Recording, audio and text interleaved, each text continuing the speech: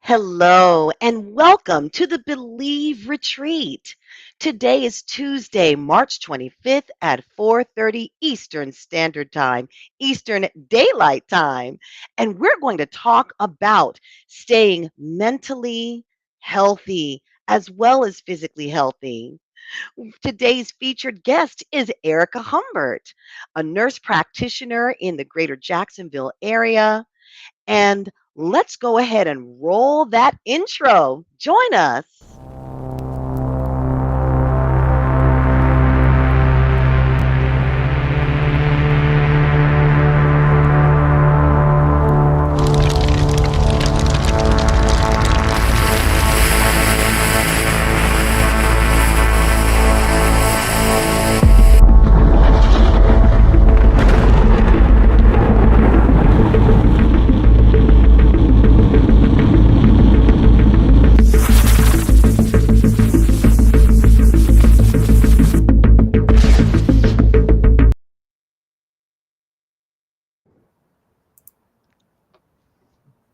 Hey, there she is, Joanna. Hey, ladies. So I'm good Joanna to see Tress you. in Orlando. Hey, this is Heidi Heidzalin. Heidzalin Coaching. It's Heidi Aderman. And also we have Francine Julene. Great to see you. I've missed you, my Believe sisters.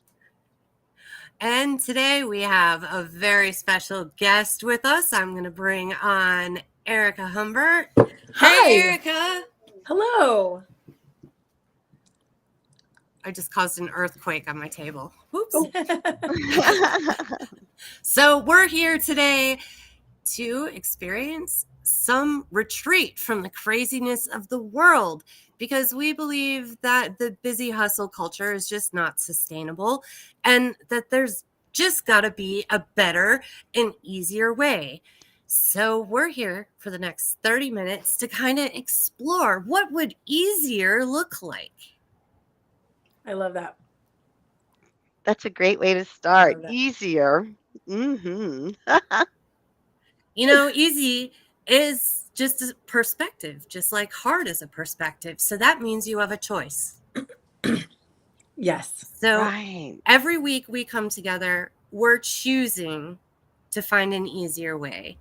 And I'm so excited to introduce you to Erica Humbert because, man, we have had some fun, creative times together. And I can't wait for her to talk more about how important all this is for your health, to go have fun, to go work on your craft projects, to go sing and dance. So are you guys ready to get into this conversation? I'm ready. Can't wait. Do you have a first question in mind, Heidi? Or do you want me to get Erica going? Well, I think first, everyone should get a little introduction as to who she is. So, Erica, tell us a little more about yourself. Okay, so I'm a nurse practitioner. I started my own practice about 2 years ago. Prior to that, I was a nurse practitioner for 10 years in family practice. And the topic that you guys are working on is so fantastic, especially for me. The thing that kind of made me want to start my own practice is the very idea. Like there has to be an easier, better way. I was seeing in primary care some, 15 minutes a visit, 18 to 20 patients a day. And it just wasn't enough time to really go through find the root cause of what was really, really bothering them, or talk about their nutrition and their lifestyle. It was just more like hand over prescription, move on to the next one. So I kind of designed this idea of like starting my own practice and really taking the time with each patient. And it's been amazing. Like I've been able to, in one or two visits, accomplish what used to take me either I was never able to accomplish before, or used to take me multiple visits. And I've been able to establish this better rapport. It's more gratifying for me. It's more gratifying for the patient. So that's what I've been doing. And I really keep finding the same common themes when I talk to patients as far as what is causing the most common symptoms that I see, which are fatigue, weight gain, anxiety, irritability, what you're talking about, burnout, very common. And I keep kind of addressing the same topics with them over and over. So I want to do more of talking to groups about this, the things that kind of are central to this for all of us. So I've been, wanting to do that kind of creatively. I met Heidi. I met you in networking with this similar idea. Let's do things that are creative, work together on them. But that's a little bit about me. I really specialize in hormones and weight loss. This is something that's really just not addressed well in modern medicine for most people. So I focus a lot on that. But in the process of working with patients on what's going on with their hormones or how can we lose weight, I usually find uh, a lot of other problems that we can work on. And at the center of it for a lot of people, in conjunction with what you guys are doing, it's just a loss of joy in their life. They're not pursuing things that are creative, that make them happy. And that is out of all the homework assignments I give to patients, getting enough sleep, eating proper nutrition and exercise, I'm asking them, what is it that brings you joy? What is it that you truly love to do? And some people are kind of caught off guard by that question, why are you asking me that? I thought this was a doctor visit. I'm like, it's important to your health to follow the thing that brings you creative joy as it is to eat well and to exercise and to get good sleep. We're missing something important if we're not playing, if we're not having fun. So I love what you guys are doing, and it's central to kind of the way that I work with my patients as well. So that's a little bit about me. I love that. First of all, let us celebrate and congratulate 2 years of your own practice. Yes. You go, girl. Oh, thank you. Yeah, I love It's it. Women's History Month, and it takes a lot It does. to go out on your own and develop that practice and your patient base. Mhm. So that's wonderful. I would like to know, Erica, if you would like to share with us a case study or just a way that in the past 2 years, perhaps someone did their homework and they did decide to pick up something creative and got some results that you could see from a healthcare provider perspective. We would love to hear about any type of results, either in your own practice or just in the industry. Okay, I love that question. There's probably many stories that I could pick on, but there's one that leaps right to mind. A patient came to see me, and she was in a retirement age. I forget exactly what her age was, but she was in that phase of life looking at retirement. And she originally came to me because she was having difficulty losing weight and she was feeling mildly depressed. And when I got to that, I usually start with other questions before I warm them up to talking about what brings them creative joy. But I asked her about that, and I could see that she was almost afraid to talk about it. And finally, she was like, I used to paint. I love to paint. I would paint all the time. And I gave it up. What a lot of people do is they give up the things that bring them creative joy, like right around college. It's like everyone encourages little kids, right?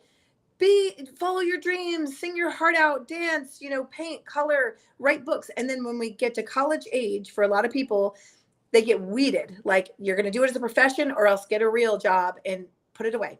So somebody said something negatively to her or whatever happened, and she put it away, and she had not painted in some 40 years. So I was like, you have to paint. And at first she was like, nope, you don't understand. It was almost like she was kind of afraid to open that Pandora's box again. And I spent a lot of time on that because I'm like, we cannot address your weight loss, your energy, your physical health if you are a painter who will not paint. You must do it. So I really spent a lot of time. I didn't know if she was going to do it or not. And when she came back, she was almost in tears. She had been painting. She'd been working on her first painting in 40 years. And she was like, everything has changed. Her energy level was better. She had knocked off several pounds. She was eating better. She was feeling better. And it was like, I almost started crying in the visit with her, because this is exactly what as a healthcare person, I'm constantly giving advice. It's just my job. And a lot of people listen and take my advice, and a lot of them don't. But she had followed it to the letter. She had seen those results, and it was gratifying for us both. So that's a patient perspective. And I can tell a little of my own story. Some 15 years ago was working in family practice and had kind of achieved all the things that everybody sort of thinks would be like measures of success. So I had the family, I had the house, I had the nice job, I had the degree on the wall, I had all those things. And I did like my job, but I was just getting panic attacks out of nowhere. I didn't know why. I was going through medical testing, like trying to figure out what was going on, what is wrong, seeing therapists, not really getting anywhere. I couldn't pinpoint any one thing that was the cause. And then I just was like, at the same time, I was really wanting to get back into musical theater, which is the thing that brings me joy, that I did in high school, that I loved and I put away when everyone told me to quit it. And I just finally was like, I'm going to go just take a singing lesson. And just that'll be my first step toward getting back into musical theater. And from the first singing lesson, the panic attacks just stopped. They were gone. They've never come back. And I headed onto the stage. I've been in multiple productions. And at that time, I was exercising, I was eating healthy, I was doing all the things. I wasn't losing weight, I wasn't getting healthier. But once I hit the stage again, the weight just started coming off, and I've maintained the same weight now for a decade. And I really think that that entry back onto the stage was my first steps toward eventually starting my own practice, like finding that I wasn't limited to what everyone else says I should do or how I should be. The way you guys talk about, we don't have to hustle. Like I was hustling, when more like it's better to flow. So I've seen tremendous results in my own life too, which is why I became passionate about it and why I'm always talking to patients about that. Nobody told me in my medicine training that I should talk to my patients about creative joy. I had to live that journey to find that in my own life. But that's kind of a big mission in my life is to spread that kind of message to my patients as well, along with all the other things I'm advising them to do. We need more medical practitioners like you. I'm telling you, because I had a similar experience. I was in the military, aircraft electrician, Wow. and I was coming close to retirement age, and I started having those panic attacks like, oh, what am I supposed to do after this? What am I supposed to do next? You know, creativity is not really pushed in the military environment. And I lost it all until I connected with my inner child. If you go back, you could see our inner child work we did, what was it, last week or the week before? And I was so excited to get back into just being creative again and doing all of this stuff that I found joy when I was a kid.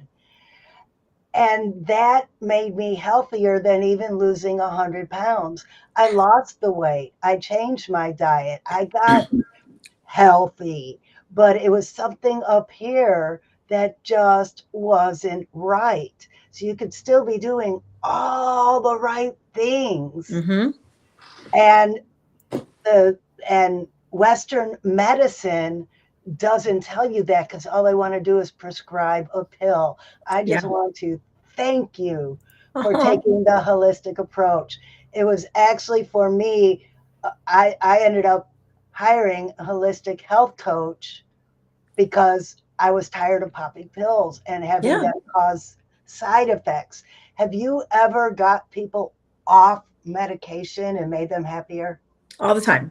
All the time. Yep. That's one of my goals, actually. I'm not anti-medicine completely. Like there are some medicines we absolutely need, but I usually look at the list and I'm like, okay, if we can do some weight loss, if we can help you, like you're talking about, discover your inner child, your creative joy, maybe we can cut down on, a lot of people end up on high blood pressure meds because they're stressed and their blood pressure is up, or they end up on antidepressants. For example, women in menopause are some like 8 times more likely to be prescribed an antidepressant, when what really is going on is maybe a shift in their life, like what you're talking about, what's next for me, and also a hormonal shift. So if I can treat anything with lifestyle changes, which include finding that inner child, finding that creative joy, and hormones if they're needed, and vitamins and supplements, and we get all that going and they lose the weight too, I just start taking meds off the list, and I know how to do that. So I just start decreasing the dose until we find the right ones. And some of them I eliminate right off the bat when I see them on the list. Like statins are really overdone. For example, cholesterol medicines like pravastatin, Crestor, rosuvastatin, everybody gets put on them. If their cholesterol is this high, they're on it, and not everybody needs it. So yes, I'm eliminating meds on patients all the time. And I do make sure if they need it, and we keep them on it. But if I can get them off something, that's my goal. Just like it often is their goal. You know, it is really sad what's happened to our culture with how much medicine people are led to take. Most people that come to me are like, please take me off meds. I want to be off these medicines. And I'm with them. I'm like, I'm Sam. I wouldn't want to take something unless I had to have it. So I'm excited that you did that inner child work. I Wonderful. love what you all are doing too, because it's complementary to the medical profession. Your average provider isn't trained to do the things you guys are talking about doing. Unfortunately, I hope that changes more in the future. And we don't often have the time. I'm lucky that I've designed a practice where I take an hour with every patient. That's not realistic for every provider. So they need people like you all that are helping people with all. I really think our health and our spirituality and our mental health, all these things are deeply connected. We can't separate them. What affects one thing affects the entire system. So it takes an entire team to keep our population healthy. And that's, your clients that come to you, they're a cut above because they know that it's important to invest in that. And I'm impressed with what you guys are doing. It's really awesome. Well, and I have to say that for me, de-stressing was the number one goal I had to set for myself, because I didn't realize 90% of what I was going through was stress. Even with my food sensitivities, when I'm relaxed, I could eat something that I'm sensitive to without a great big huge reaction. It's that stress that really puts me over that tipping point. Yes, I see that all the time. I say all the time. I'm working on reducing stress on anybody, but especially people with inflammatory conditions, anything where their immune system is going haywire, which is what food sensitivities often are. Stress reduction is key. And I love how, Heidi, you talked about perspective, because most of the time we can't completely eliminate the stressor. Like, we can't get rid of it, but we can change our perspective on it. And that makes all the difference.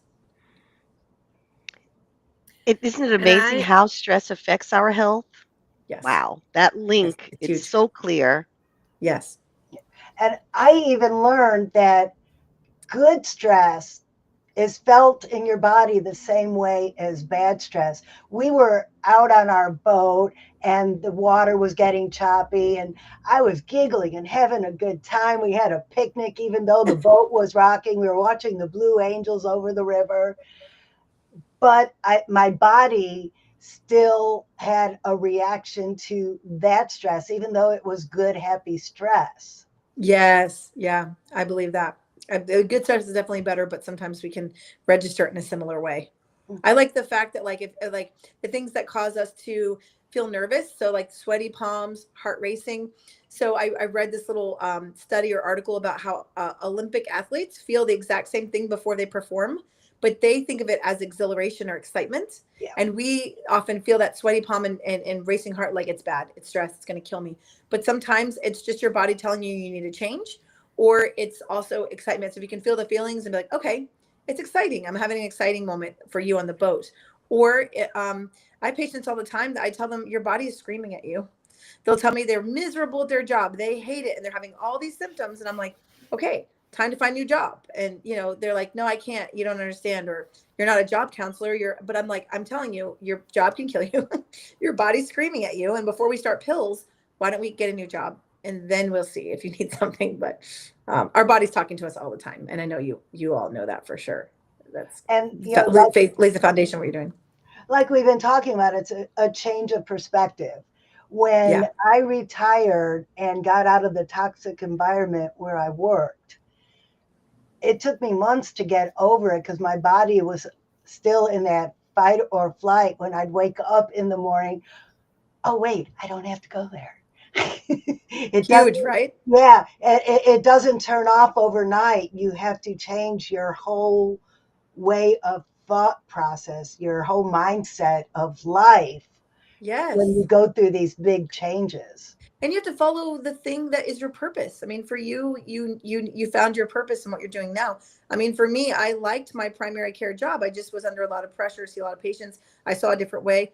But I started my new practice as a side hustle. I was doing both. I was doing my primary care job on certain days and going to my new practice. But once I saw my new practice, I saw it grow and develop. Every time I went into my primary care, my older job, even though I used to love it, I felt like a weighted vest had been placed on me. And I was like, I actually have to quit. I have to go all in on my new practice, because I can't, my body is not happy here because I'm not fulfilling my purpose. This new thing is my purpose. So it's like, it's a gift. I mean, our body is guiding us if we'll listen to it all the time.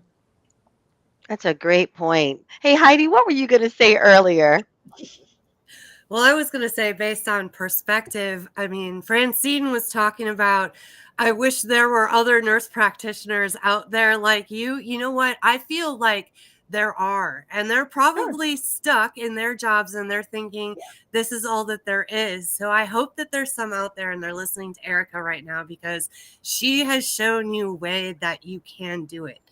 Yes. Like, take stock on what you value and what's important to you, and then figure out a way that you can step out of what you feel like this box structure that you're stuck in, and use that creativity that you have inside of you and play a little bit with it. Just Yeah. like, go ahead, have a little fun with your idea and your imagination, and start to picture what it would look like and the lives you could change if you were able to spend an hour with your patients instead of just 20 minutes. So I'm curious, this is such a big jump to make, Erica. So like, when you were going through this transition yourself, and you kind of said a little bit about it with, you were working one job and you were doing the other at the same time, but when it was time to make that all in jump, how did you get through like your own personal uncertainties during that time and keep moving forward to make it happen? That is a great question. You'll love my answer to this question, Heidi, because I ended up getting a life coach, and I didn't go looking for one. One found me, right? So it was like a friend group, and this wonderful friend I know. Her name's Morgan Young, and she's amazing. I think she works in marketing now, but she has a gift for life coaching, and I didn't seek her out, but she was looking for clients, and she asked if I would come and sit with her and do a session. And I was like, sure. And this came up, of course, and I was in tears. I was crying. I was like, I can't quit I mean, all we've ever been told, I feel like in our culture, is hustle, hustle, hustle. That's all I knew. I mean, I was military as well, Francine. I was a Navy nurse for 5 years. Nursing is like a 12-hour sprint on your schedule. I mean, all I knew was to rush and hustle. And the idea of quitting my job to embark on something that may or may not ultimately work out, I was paralyzed with fear. And she just talked me through all the steps. You're going to go in there. You're going to give them 2 weeks notice. You're going to, she just like, sometimes you need someone outside yourself that believes in you to paint the big picture and tell you, you can do this. You absolutely can do it. Yes, you can. And I still struggled, but I followed her direction, and it worked out really, really well. So I would say that if anybody is having an idea and feeling stuck, they should seek out a coach of some kind. Heidi, you'd be amazing, right? Or Francine, and any of you all would be amazing. I mean, they don't have to. So Morgan, my friend, knew nothing about medicine, and she doesn't have to, right? She can listen to my story and say, okay, these are the steps you must follow, and I believe in you, and I can see that you can do it. You need that kind of coaching. And that's one piece. And then the other piece would be to seek out someone who is doing it and ask them how they got there. Eventually, I would love to coach other nurse practitioners to do the same thing. I've had several reach out to me, and I've given them my advice, but eventually I'd like to have my own coaching business for them. But there are those out there, and they absolutely do exist. There's somebody that's at least gone on the path that you want to go on, and you can seek their advice and follow them. I don't know any person that doesn't love to talk about how they got to where they are and advise someone else. I think everyone loves to do that. So that's definitely what I would recommend. Anybody listening, if you have a big dream and you're like, I'll just never get there, I don't know how to get there, you have nothing to lose. Contact someone like Heidi, get a coach, and tell them what you're thinking, and they will guide you. That's why we have wonderful people with those gifts to do that. That was the best segue. I mean, that's the best endorsement because each one of us, Heidi, Francine, and I, we work with individuals. We're coaches. Each one of us are coaches in our own right, and that's why Yeah. we're coming together with our retreat in September, so people can just jumpstart their life. That women can receive what we have to offer that will help them to help Yes. elevate them the transformation that we need to live our best life, to have more flow, less hustle, more happiness and joy because we are more creatively expressed. We have that artistic outlet as well. That's what the three of us are going to do together in harmony. Girl, I love that. I can't tell you how much I love that. And I mean, I have to say, I have to jump in and say so many things here. One is that thank you for doing that. I can tell you that in my experience, um, talking with women, they are often, not always, but often the caregivers in their circles of the elder people in their family, of the children, of all of the people. And I have to spend a lot of time convincing, in fact, begging them to take care of themselves. And I don't hate on men, but I don't typically have to spend a lot of time telling a man to take care of himself. He's like, yeah, I'll do what I want to do. I'll take care of it. But women are like, no, I can't. I don't have time. I'm taking care of all these other people. But when a woman takes care of herself and makes sure she has what she needs, and she does something like attend one of your retreats and gets totally whole and healthy, everyone around her gets healthier and happier. When I went out onto the stage, my children followed me also. Whereas before I was always worried about cutting up their sandwiches and all these little tasks, but like following your dreams and being the best person you can be benefits everyone in your circle. It's not the reason you do it, but it's the natural effect. So women definitely have to take even better care of themselves, and it is totally worth it to do it. And everyone in the entire community will definitely benefit. Awesome. I'm going to be tagging people to check this Tag them. out and hear you say that. It's like you're preaching to the choir here, but we want to share this message with everyone. Take it from a medical person. Yes. It's so important to your health. I will spend 25 minutes in a visit convincing someone about self-care, because really, I mean, the diseases that are killing Americans today are not generally bacterial illnesses and stuff like it would have been in the past. It's chronic illnesses that are stress related, that are brought on often by years of neglecting someone's health. So the kind of work you all are doing is preventing years of illness down the line if someone becomes happy, healthy, and whole now at this point in their life. And it's never too late to start on that journey. Start your kids now. Check out Princess Francie and find out how to raise a strong and confident kid today so we don't have to fix them later. Yes. Oh, I love that. And find positive communities to surround yourself with, because, you know, when you're the caretaker all the time, sometimes you just need somebody to take care of you once in a while. And, you know, that's something really great. Like when I'm stressing out, I can call Joanna or Francine and I can just stress for a minute. And they can give me that outside perspective of, hey, it's not as bad as what you think that it is. Here, let me show you. And it's always so great to know that you have somebody to go to that believes in you, that's always going to give you that hand up instead of complaining with you and bringing you down even further. There's enough of that in the world. We don't need that anymore. That's for sure. Hey, do we have any videos or commercials to share before we wrap up, Heidi? Oh, the only thing that we need to talk about is next week we have Beth Minott with us again. We're doing part 2 of how to make social media more fun. Oh yeah, everybody thinks it's a chore, but with a new perspective, it could be your new favorite thing to do, right? I so need that.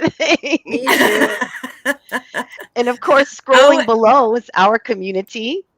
Oh, okay. I also was going to put in the chat, I almost forgot, we got to get Erica's website information in here. So if you want to go see her, you can do that. Reach out to her. And I think we're ready for a good official closing session with Joanna. Yeah, we didn't do so well last week without you. Oh, thank you. I appreciate it. Yeah, we messed it all up. There's a place for everyone. This conversation was perfect, healthy, happy, and whole. And just remember, everyone, if you can conceive it, you can believe it, and therefore achieve it. So from the head to the heart. Hey, Heidi. Oh, let's do it for her. To the hands. To the hands. Yes. You can. Well, and we will see you next week. That made it almost all. I love that. Thank you all so much for having me. It was wonderful. Take care, everyone. Thank you, Erica, Francine, Heidi. We'll see you next week, everyone. Bye.